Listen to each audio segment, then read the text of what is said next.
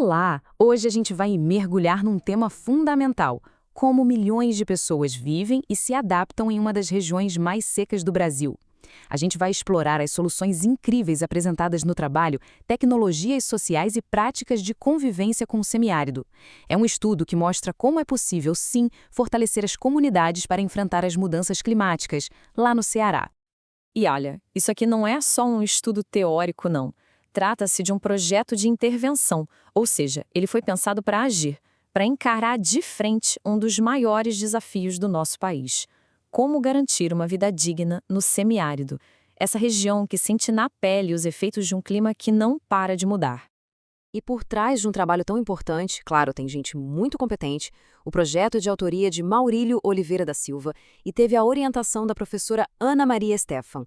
É o resultado de muito estudo e dedicação no curso de especialização em gestão pública em proteção e defesa civil da renomada Universidade Federal de Juiz de Fora e foi concluído no ano de 2025. Para a gente entender direitinho essa jornada, nosso roteiro vai ser o seguinte. Primeiro, vamos apresentar o trabalho. Logo depois, a gente vai entender o tamanho do desafio que é o semiárido. Aí vem a parte mais legal, as soluções, as tecnologias sociais. E, por fim, a gente vê os resultados disso tudo e faz umas considerações finais. Bom, começando pelo começo. O que motivou esse projeto? Uma necessidade real, uma urgência, encontrar formas mais inteligentes e dignas de viver no semiárido. Uma região onde cada gota de água é preciosa e realmente faz toda a diferença na vida das pessoas. E aqui está o coração do projeto, sabe? Não é só sobre estudar o problema, mas sim sobre encontrar e, principalmente, espalhar as soluções. O foco é total em tecnologias sociais, ou seja, em ideias e práticas que nascem com a comunidade para que ela não apenas sobreviva, mas consiga prosperar mesmo com a pouca água. Mas olha, para a gente valorizar de verdade essas soluções, primeiro a gente precisa entender a dimensão do desafio. E quando a gente fala do semiárido, a gente está falando de uma luta diária, uma verdadeira questão de sobrevivência. Dá uma olhada nesse mapa. A fonte aqui é o Instituto Brasileiro de Geografia e Estatística. A gente está falando de uma área gigantesca, que pega 1.427 municípios espalhados por 11 estados. Não é um cantinho isolado do Brasil. É uma região enorme, cheia de desafios, mas também com muito potencial. E quanta gente vive nessa área toda? Bom, esse número pode te surpreender. 27 milhões de pessoas. São 27 milhões de brasileiros e brasileiras, segundo dados de um relatório do governo de 2018, que convivem com a seca. Isso representa 13% de toda a população do país. É muita gente. E a seca, ela não é só a falta de chuva. É um efeito dominó que acaba afetando tudo. A saúde fica em risco com o aumento de doenças. Um alerta que a Organização Mundial da Saúde faz constantemente. A educação também sofre, porque muitas crianças precisam faltar à aula para ajudar a buscar água. A economia local, baseada na agricultura, leva um baque direto. E, no fim das contas, a pobreza e a desigualdade só aumentam.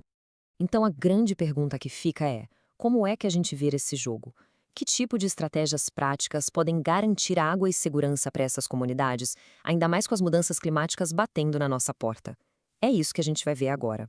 A resposta para essa pergunta, como a gente vai ver, passa por uma mudança radical de mentalidade. Em vez de ficar tentando lutar contra a natureza, que tal aprender a conviver com ela? É exatamente essa a proposta das tecnologias sociais. Pensa só, por muito tempo a ideia era combater a seca, geralmente com obras enormes, caríssimas, que nem sempre resolviam o problema de quem estava lá na ponta. A nova proposta, o novo paradigma, é conviver com o semiárido. É usar soluções mais simples, acessíveis, que nascem ali na própria comunidade e que dão poder de decisão para quem realmente entende do lugar. Mas afinal, o que são essas tais tecnologias sociais? Pensa nelas como soluções desenvolvidas sob medida, sabe? Conforme a definição clássica do pesquisador Dagnino, de 2004, são técnicas e metodologias criadas junto com a comunidade para resolver os problemas da própria comunidade. É a ciência a serviço das pessoas, de um jeito bem direto e prático. E isso não é só teoria, não. É prática pura. Por exemplo, as cisternas de placas, que captam a água da chuva do telhado e garantem água potável para a família o ano todo. Ou as cisternas calçadão, que pegam a água da enxurrada e usam para irrigar a plantação, garantindo alimento na mesa. E tem também as incríveis barragens subterrâneas, que funcionam como uma espécie de caixa d'água debaixo da terra, mantendo a umidade do solo por muito mais tempo.